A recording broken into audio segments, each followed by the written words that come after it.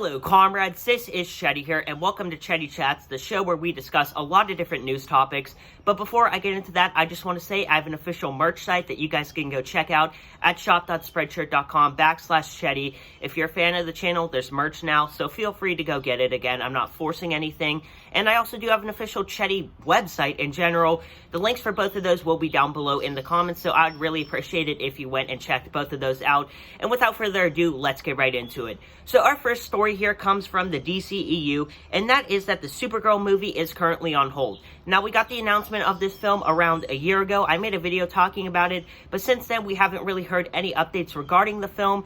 And what I am suspecting, at least in my opinion, is that we are most likely going to be seeing a Superman movie next.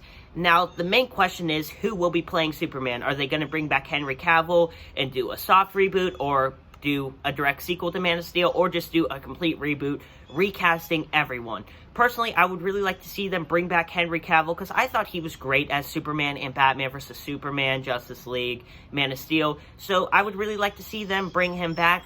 But who knows? I think because of the success of the Witcher series, it definitely is a possibility he may come back. Also, they brought back Ezra Miller as the Flash, Gal Gadot as Wonder Woman, Jason Momoa as Aquaman. I believe they're even bringing back Ray Fisher as Cyborg for a brief cameo in the Flash movie.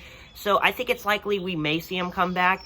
But I will keep you guys posted on everything that comes out about this. But we really haven't heard any updates about a new Superman movie.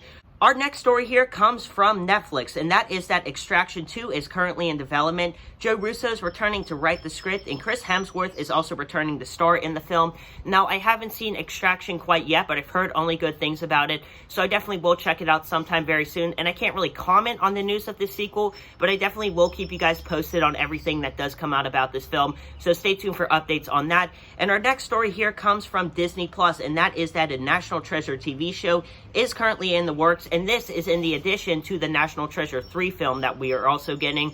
And to be honest, I don't really care for this too much. I saw the first National Treasure movie. It was alright, but I don't have any interest whatsoever in seeing this TV show or the National Treasure 3 film that's coming out. But I'm sure for fans of this series, you guys are going to really like this stuff, and I definitely will keep you guys posted on everything that comes out about this series, as well as the movie that's set to come out sometime very soon. And our next story here comes from the Arrowverse, and that is, we have gotten our first look at Hush in the Arrowverse. This was shown in a Batwoman promo, and I think that show on its own is pretty bad, if I'm going to be honest. I'm not a huge fan of the Arrowverse, although I love DC, I love the films. I actually enjoy a lot of the shows too, like Watchmen, and some of the stuff on the DC streaming platform. I'm just not a big fan of the Arrowverse. I think it's campy, the special effects just look bad, the acting's bad, and it's just not great. But I gotta admit, Hush looks sick. I'm super excited to see this character brought to live action. He's personally one of my favorite Batman villains, and I would also really love to see him be done in the Matt Reeves Batman trilogy. And I think if the character is received well in the Batwoman series, and they, do the character right, do him justice, I think it is a possibility we may see the villain show up sometime within that trilogy. And also, it definitely is likely because it seems like Matt Reeves is going to be doing a lot of villains that we haven't seen in live action before. Obviously, we've seen the Riddler, Penguin, Catwoman in live action, but there's also going to be some smaller, I guess, B-tier Batman villains that will show up in that trilogy sometime, so I'm hoping Hush is definitely one of those characters. And our next news story here comes from the Illuminati, and this is about the Texas Chainsaw Massacre reboot, which is set to come out in the summer of 2021, but it is a possibility it may be delayed because of this pandemic, because they were supposed to start shooting it recently, but obviously that has been delayed.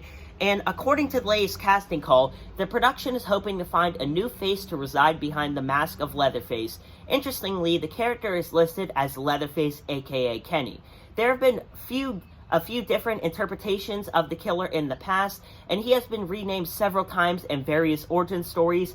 In this telling, he is 60 years old and is characterized as having a big build. He's not a bodybuilder and may even be slightly obese. He also wears church clothes that are too tightly fitted. Leatherface is additionally described as complex, though he is also listed as a non-speaking role. He primarily expresses himself through gruntal noises that range from a howling belly laugh to a pig-like squeal. His time is spent inside watching TV, which is something that triggers his laughter. It's also revealed that he shields his face in an effort to avoid his picture being taken.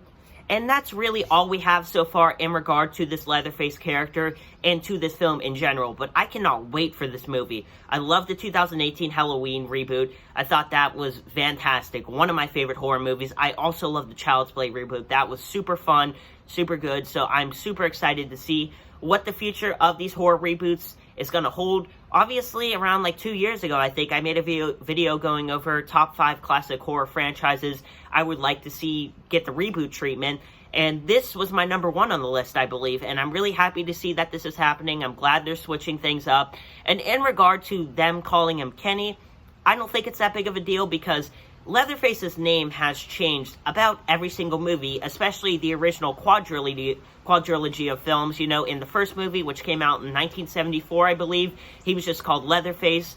In the second movie, he was called Bubba. In the third, he was Junior.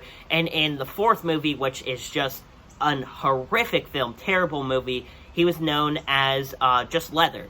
So I think them calling him Kenny is fine. I can't wait for this movie, though, and I'm really excited to see what they're going to do with this reboot. The director of Don't Breathe is working on this film, which is extremely promising for me, at least, because that was one of my favorite films of 2016. So I absolutely cannot wait for this reboot, and I definitely will keep you guys posted on all the updates that does come out about it.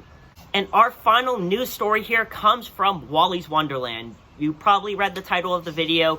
Wallys Wonderland is currently my most viewed video on YouTube, the leaked images.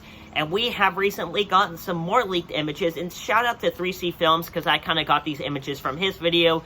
I would recommend to go check out his video to see a more in-depth look of him. You know, he goes into depth talking about every single photo, and I'm not necessarily going to do that. But just looking at these animatronics, they look super creepy, man. They look really well done. I'm glad they're actually using practical effects because, you know, if they did use CGI, it would almost cheapen the film because let's assume this film does have a small budget, and them using CGI just necessarily wouldn't really work too well. So I'm glad they're using practical effects with these. I think Nicolas Cage looks great in it. Honestly, this really reminds me of Freddy Fazbear's Pizzeria or Chuck E. Cheese, so I'm really excited for this film.